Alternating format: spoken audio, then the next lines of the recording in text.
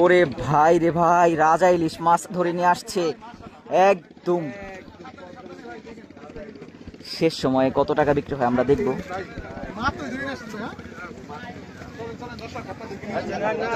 চলেন দেখি কিভাবে বিক্রি হয় পদ্মার তাজা তাজা ইলিশ মাছ।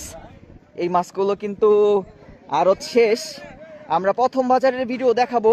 আর এখন যেহেতু বাজার শেষ, এখন কত টাকা বিক্রি হয় সেটাও আমরা, প্রথম বাজারের ভিডিও অবশ্যই আপনারা দেখবেন, আর শেষ বাজারের ভিডিও এটাও আপনারা দেখতে থাকুন।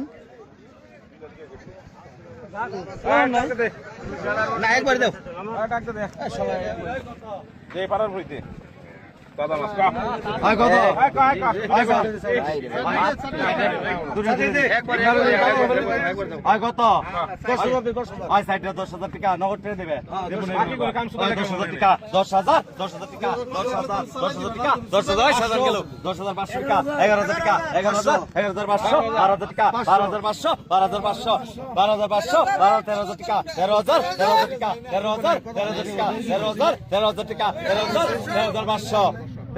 রুবেল 13,500 টাকা উঠে গেল।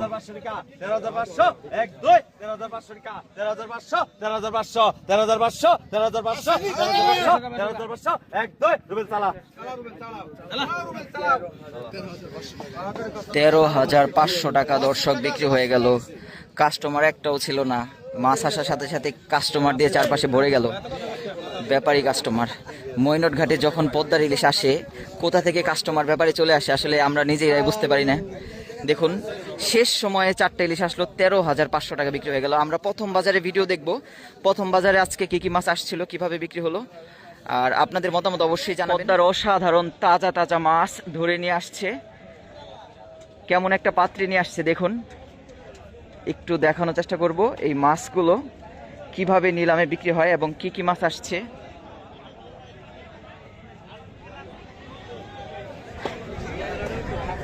বড় একটা আয়ের মাছ ধরে নিয়ে যাচ্ছে, এটা তাজা নি ভাই, একদম তাজা আয়ের মাছ ধরে নিয়ে আসছে।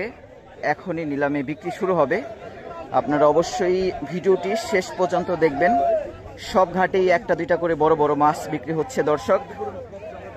ঘাটে আসার সাথে সাথে এই মাছটা এখন বিক্রি শুরু হয়ে যাবে। দেখি কত টাকা বিক্রি হয় পদ্মার আয়ের মাছ। ওরে বাবা রে বাবা দর্শক, রাজা বাইলা মাছ।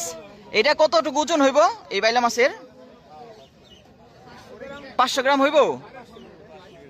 কত টাকা বিক্রি হইব এই মাছটা আনুমানিক? দর্শক 1,000 টাকা একটা বাইলা মাছ, সেই সাইজের বাইলা মাছ। এগুলা কেজি পড়ে কত? 2200 টাকা, 2500-2200 টাকা। আজকে কিন্তু বিশাল বড় বড় একটা বাইলা মাছ আসছে দর্শক।